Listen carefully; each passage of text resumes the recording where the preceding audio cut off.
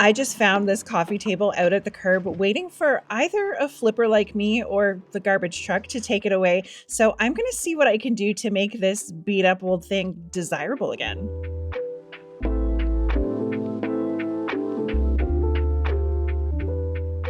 Coffee tables get a lot of surface wear, but this one has definitely been through it. But the wood grain is so beautiful, and I want to do whatever I can to preserve it and get this piece of furniture back into circulation.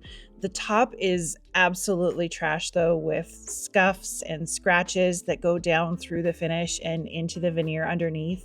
Spots where the finish is completely chipping away, a few big dents, dings, and even what looks like maybe stab marks from a pen or something.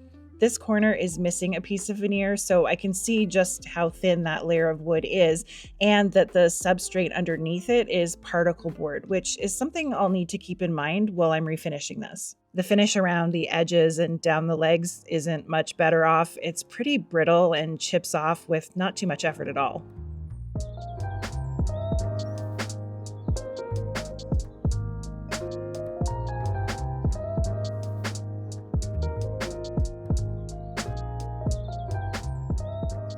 Taking a look at the bottom tells me that this was made by Delcraft, which is a pretty decently well-known Canadian furniture company, but I'm kind of giggling at how sloppy this stain job straight from the factory is. People are always really quick to criticize us flippers for the tiniest imperfections, but they'll ask no questions and pay big bucks from a regular store for stuff like this. Anyway, from this angle, I know that the frame and legs are all solid wood, unlike the top, which means I can be a little less delicate with them if I need to. Usually my first step is to clean my furniture with a good degreaser to remove any old furniture polish or wax residue, but I wanted to see just how fragile this old finish was first so I could determine what the best way to remove it was going to be. So I grabbed my carbide scraper, hoping that it would kind of just crumble away, but after a few swipes I realized that it was thicker and tougher than I thought, so the scraper wasn't really going to be ideal. Since I knew I had a really thin layer of wood veneer with a ton of damage, starting with my sander to grind away the finish could and probably would just remove too much material too quickly. And since there's particle board underneath, which is really susceptible to absorbing moisture and swelling or puffing up, I didn't want to let it soak in a wet chemical stripper for hours either. So this is what I'm going to use. It's a really heavy duty stripping agent that works in 15 minutes, and it's a gel formula, so it shouldn't be as easily absorbed, and it's going to cut through the toughest of the protective finish, so I won't need to do as much sanding after it. I just followed the directions on the can and spread out a generous layer of the gel with a disposable brush and then let it do its thing. I decided to just do the top at first to see how that turned out before I committed to slathering and stripping the base too, just in case the damage was too bad and it looked like this was going to turn into a painting project instead. But after just a few minutes, little bubbles started to appear, and this is what it looked like at that 15-minute mark. I grabbed a flexible putty knife to start scraping off the goop and a cardboard box to collect all the mess in. I'd say the first application of stripper got about 60% of the finish off, but I did end up brushing on a second round and leaving it for another 15 minutes to get the rest as well, and then wiped everything down with some clean water to remove any additional residue and left it all to dry back out before I moved on to anything else.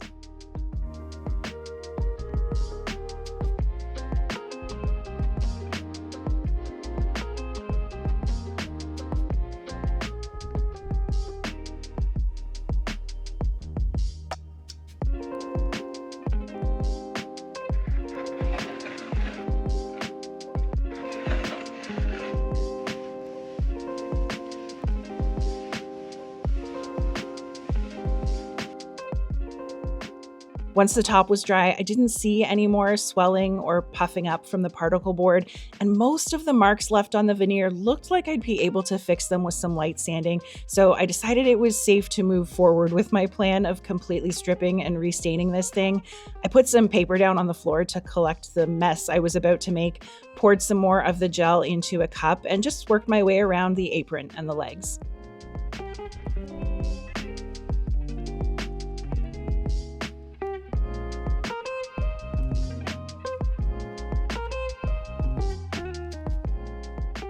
Again, about 15 minutes later, and I had this beautiful disaster.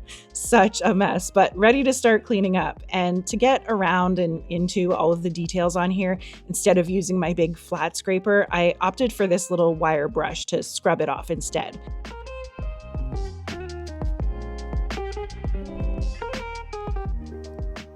Once I'd gotten off as much as was going to come off, I washed the rest of the residue off again just with some clean water. And since this part of the table is all solid wood, I think it's actually cherry, it can handle a lot of sanding, and I'll get the rest off that way once everything's dry.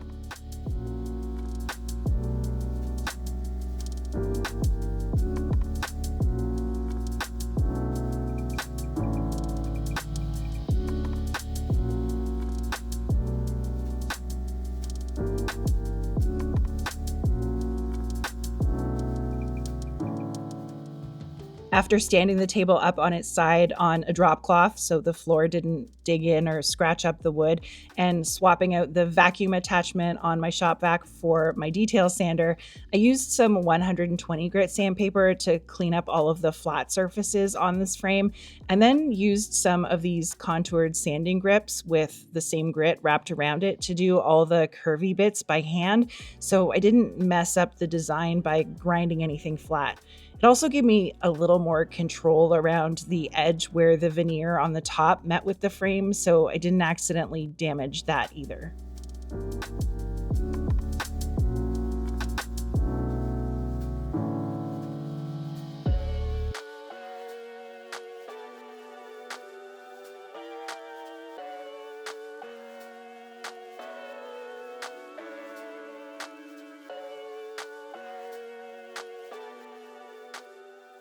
This was a little tedious and more fiddly than I'd like, but it only took me about 40 minutes to get all the way around, so not too bad, not awful. And once it was all done, I switched to some finer 180 grit to see if I could get some more of the damage out of the top without removing too much material and blowing right through it. I went pretty slowly with this, not pressing down on the sander at all and not letting it sit in any one area for too long, but still trying to focus on buffing out all the little imperfections.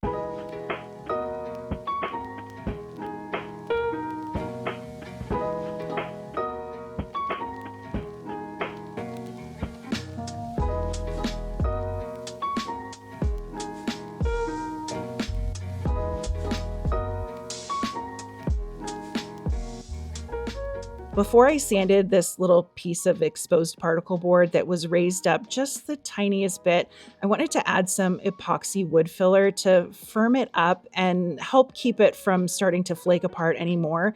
And then I can sand it all smooth, and I'll try and blend in the repair and the filler color because it won't match once I've got the wood to its final color. This is a 2-part putty. You can see the 2 different colored components in there. And once you combine those 2, mix them together really well, it starts a chemical reaction that cures it. I used my knife to kind of shape the edges as best I could because, again, I want to do as little sanding as possible. And then I used my leftover putty to fill in this little nick too. While that finished hardening up, I used this foam abrasive pad in a finer grit to do my finish sand around the base and smooth out the wood to get it ready for stain, and then sanded my repairs flush on the top.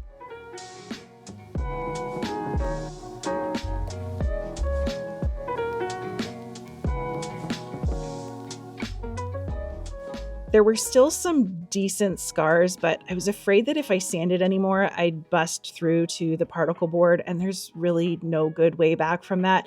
Once the wood is gone, it's gone. So I wiped off all the dust with a damp microfiber cloth, and this is the natural color that the wood would turn if I sealed it now, as is. So to tone that down and neutralize it a bit before I add my final stain color, I mixed up a paint wash with probably 1 part of this leftover off-white paint with 2 parts of water. I brushed that over the whole tabletop, and you're going to see me go into panic mode here because immediately after applying a paint wash like this, you want to go back with a rag or some paper towel and wipe off all the excess so just a little bit of pigment is left on the wood.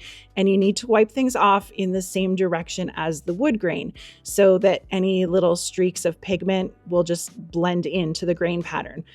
Obviously, on this top, the grain is going in 4 different directions, so I couldn't just wipe it off end to end like I usually do.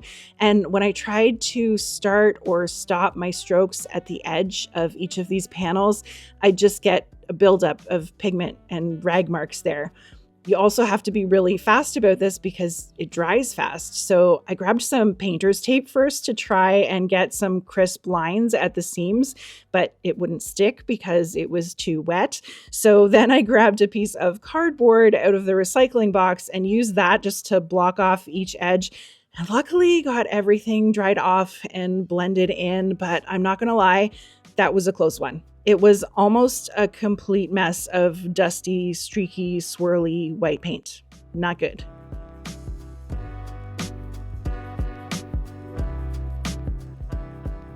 With the top sorted, I kept going with the same procedure around the base, just working one section at a time so nothing dried out on me before I could wipe it back. And this is what the whitewash table was looking like.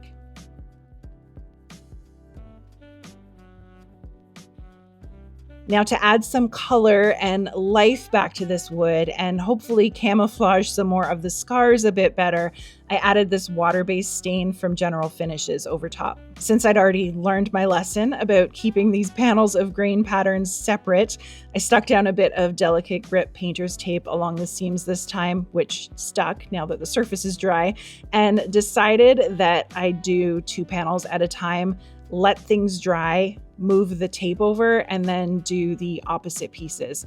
This way I could keep each section really nice and neat. Instead of doing the typical stain method of applying it and wiping back the excess, I wanted to leave a bit more on the surface, like I said, to camouflage the damage or uneven patches. So I brushed on enough stain to cover the section and then just kept brushing through it with the grain, letting the brush pick up the excess and wiping that off on a paper towel when I needed to until it started to dry and I couldn't see the brush strokes anymore. This stuff does dry pretty quickly since it's water-based, so I probably wouldn't try this technique in the summer when it's hot and dry in the garage because it would likely dry out before I could blend it out enough to show the grain underneath. But since it's winter here right now, cold and damp, it worked really well, I think.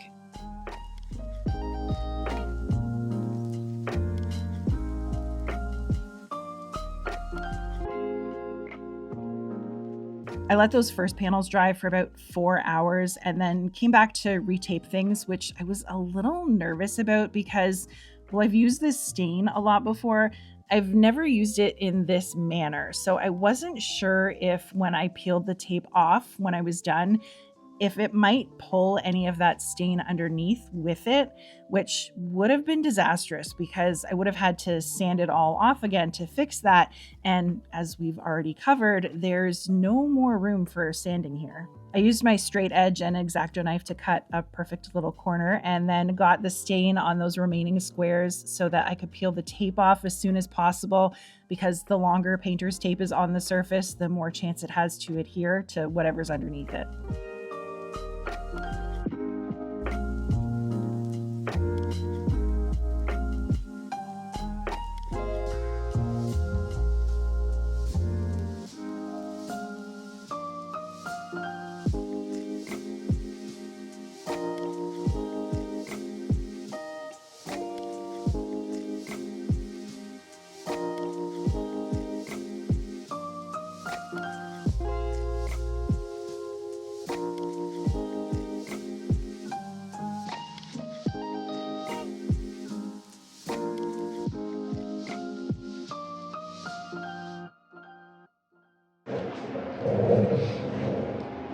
Okay, tape off.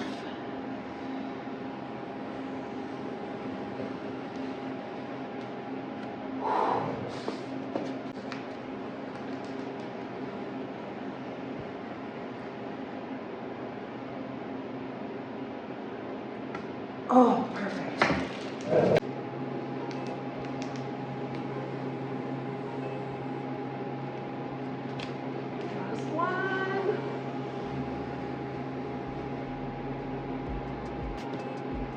my gosh, I'm so relieved.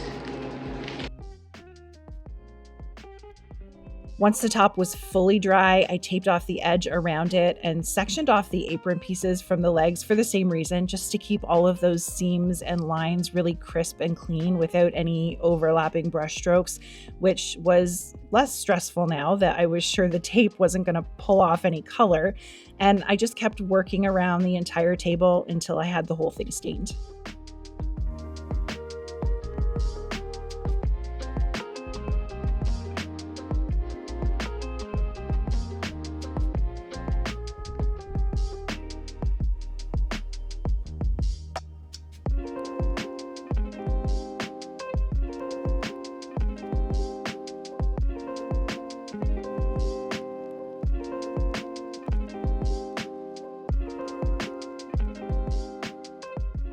Okay, we're in the home stretch now. Once all the stain was dry, which doesn't take long, like I said, I was ready to reseal this thing with some fresh satin polyurethane. I've really fallen in love with Behr's water-based poly, but my other favorite is Verethine's diamond wood finish. Both will hold up really well to the kind of use a surface like this gets, and since they're water-based, they won't cause any yellowing like oil-based polys can do, and they're super easy to clean up with just soap and water. I opted to spray this on because it's fast and easy for me, but it can also be brushed on or applied with a foam brush or painting sponge if spraying isn't a good option. I made sure to give my can a really good stir to get all of the components properly incorporated because stuff settles and separates, and then tried to pour some of this through a paint strainer into my sprayer, but ended up spilling about a pint of it all over my workbench, the floor, my pants, shoes, up the wall. So graceful, such a pro. Next time I will put the pour spout that I already had out on my workbench on the can first.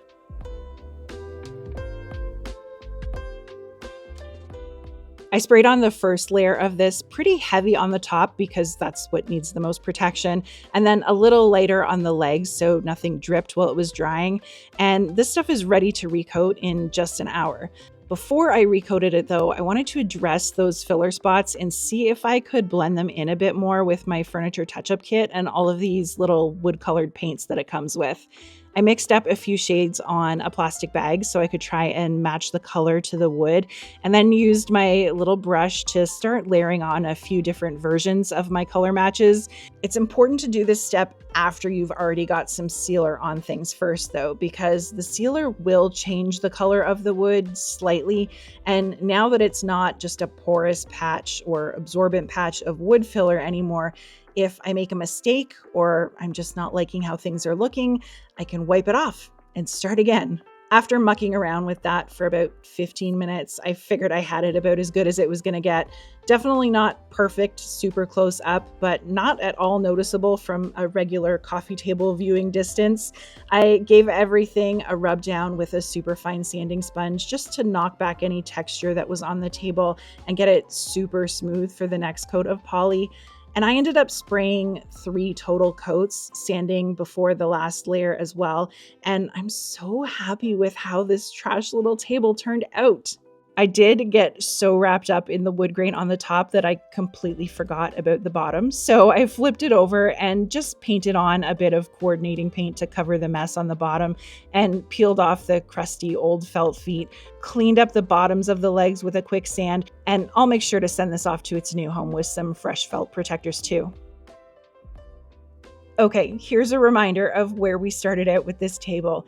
I really wasn't sure at the beginning if I'd need to use some paint to get this coffee table back into a pretty and usable condition, but I'm so glad that I was able to save this grain. It's such a gorgeous neutral piece that could fit into a ton of different decor styles, and now it can be used inside someone's home again instead of landing at the dump. Something like this from a regular furniture retailer would cost you anywhere from $500 to $1,000. So I think for 2 days worth of time in and out of the garage and really not too much in material expense, this was a worthwhile endeavor. Thank you so much for watching today. I'm going to leave some more coffee table makeover ideas here for you to watch next if you want, and I will catch you all next time.